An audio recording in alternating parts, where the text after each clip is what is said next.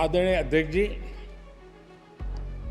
मेरी तरफ से आपको शुभकामनाएं हैं, लेकिन इस पूरे सदन की तरफ से भी आपको अनेक अनेक शुभकामनाएं।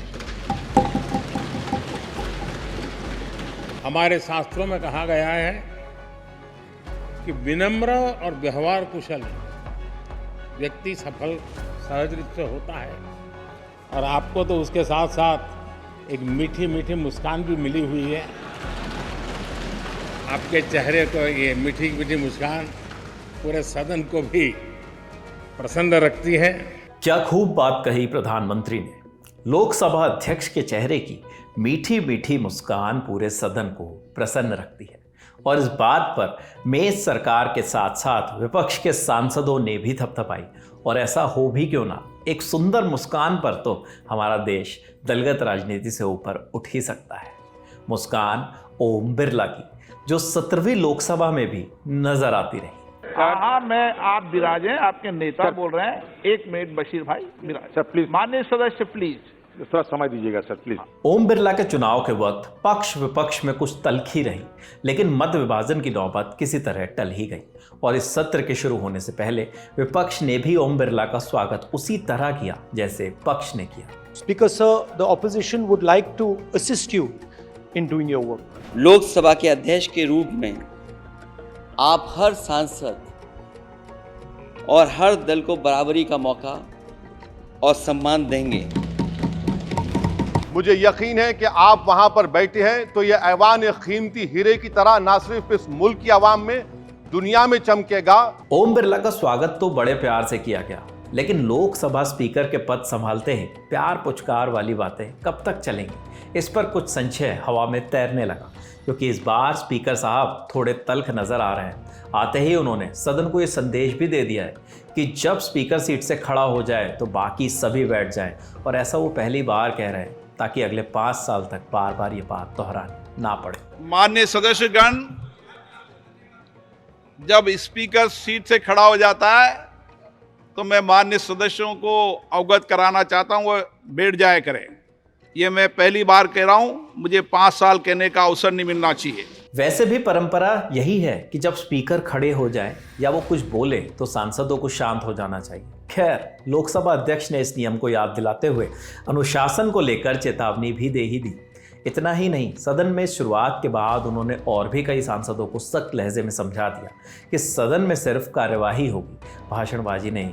उन्होंने 4 बार से लोकसभा की सदस्य रही और मोदी सरकार की पूर्व मंत्री हरसिमरत कौर बादल को भी सीधे पॉइंट पर आने के लिए कहा। इस सदन में खड़े होके मैं इस चीज़ का फिक्र करती हूँ कि जहाँ इस हाउस में मैंने पिछले इलेक्शन में देखा कि कई ऐसी पार्टियाँ जो राज्य में एक दूसरे के साथ बड़ी डिफरेंसेस रखती हैं, लड़ती हैं, लेकिन इधर पहुँचने के लिए समझौते कर बैठी हैं। भाषण बाद में देना आप। और सर कई ऐसे लोग जो काफी समय से एक साइड से अब वो कुर्सी की खातिर इधर पहुंचे। सो सब मेरा कहने का मतलब कि जब मैं एक रीजनल पार्टी की इकलौती महिला मेंबर जब यहाँ पे हूँ, मुझे इस चीज का फिक्र है कि ना हम इस तरफ तो ना हम इस तरफ, लेकिन हम अपने पंजाब और पंजाबियों के लोगों की आवाज उठाने के लिए जब मैं यहाँ पे खड़ी होंगी, मैं आपसे यही उम्मीद करती हूँ सर कि आप हमारे छोटी पार्टियों की तरफ,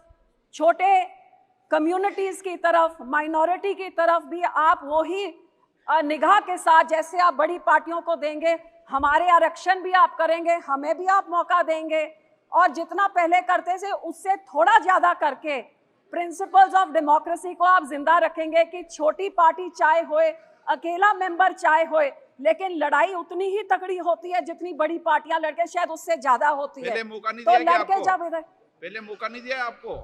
सॉरी सर, पहले मौका नहीं दिया गया आपको। नहीं सर, इस बारी मैं रिक्वेस्ट कर रही हूँ कि पहले से थोड़ा ज्यादा मौका दे दीजिए। ठीक है, क्योंकि एक महिला होने के नाते चौथी बारी पहुंची हो, आप हमारा ध्यान रखेंगे तो मैं आपको शुभकामनाएं देती हूँ, और आपकी प्रोटेक्शन का, पूरा आरक्षण का मैं पूरा आस भी रखती हूँ। सांसदों को शुरुआत में ही हिदायत देने के बाद स्पीकर साहब ने श्रीनगर से नेशनल कॉन्फ्रेंस के सांसद आगा सैयद रुहुल्ला मेहदी को भी जताया। दरअसल आगा सैयद ने यह मुद्दा उठाया और आरोप लगाया कि आर्टिकल 370 का बिल 30 मिनट में पारित कर दिया गया था। अगर एक एमपी जो चुना हुआ नुमाइंदा होता है अगर उसको इस हाउस में, जमहूरियत के बड़े इदारे में टेररिस्ट कहा जा सकता है, तो उन मुसलमानों को सड़कों पे भी टेररिस्ट कहा जा सकता होगा। इसी तरह से ऑनरेबल स्पीकर, एक मिनट बैठिए। माननीय सदस्यगण, ये सदन का पहला दिन है। आप बोलते समय क्या टिप्पणी कर रहे हैं उसका ध्यान रखो। अभी कार्यकाल को देखो, उसके बाद टिप्पणी करो। बात कर रहा हूं मैं, ये गुजारिश करूंगा, सबसे बड़ा इदारा है जमहूरियत का, यहाँ पे ऐसी मिसाल नहीं होनी चाहिए थी और आप उसके कस्टोडियन थे। जब 370 की बिल 1 मिनट में लाई गई और आधे घंटे में पास की गई, प्लीज बैठिए। आप रहिए, इनको ज्ञान नहीं है, उस पर 9.5 घंटे तक डिबेट हुई थी। चलो बैठे, चलिए। ओके। फ्रांसिस जॉर्ज,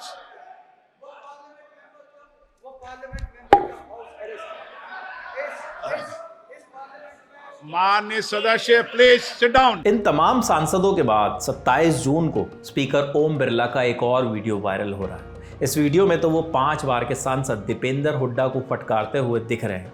वो दीपेंद्र हुड्डा से यहाँ तक कह गए कि आप मुझे मत सिखाइए। I, Shashi Tharoor, having been elected a member of the House of the People, do swear in the name of God that I will bear true faith and allegiance to the Constitution of India as by law established, that I will uphold the sovereignty and integrity of India, and that I will faithfully discharge the duty upon which I am about to enter. Jai Hind, Jai Samvidhan.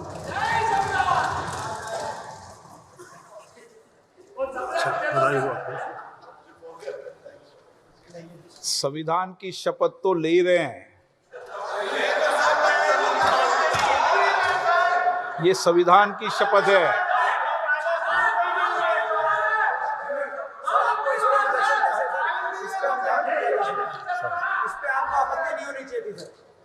किस पे आपत्ति नहीं हो, सलाह मत दिया करो। चलो बैठो। ऐसे ही कुछ प्रसंगों ने सोशल मीडिया पर इस सवाल को हवा दी है कि ओम बिरला, जिनके मुस्कान के मुरीद प्रधानमंत्री भी हैं, उन्हें इतना गुस्सा क्यों आ रहा है। हालांकि ये बात समझी जा सकती है कि सदन का अनुशासन बनाए रखना आसान काम नहीं। बतौर स्पीकर ये उनका दूसरा कार्यकाल है। वो ये समझते होंगे कि सांसद जब बात का बतंगड़ बनाने पर आ जाए तो सदन का समय और गरिमा दोनों का शरण होता है। इसलिए अनुशासन की स्थापना के लिए उनकी सजगता समझ में आती है और जनता बस उस संयोग पर मुग्ध है कि इधर प्रधानमंत्री ने मुस्कान की तारीफ की और उधर लोकसभा अध्यक्ष के लहजे में सख्ती का इजाफा हो गया। देखते रहिए दी लल्लन टॉप। शुक्रिया।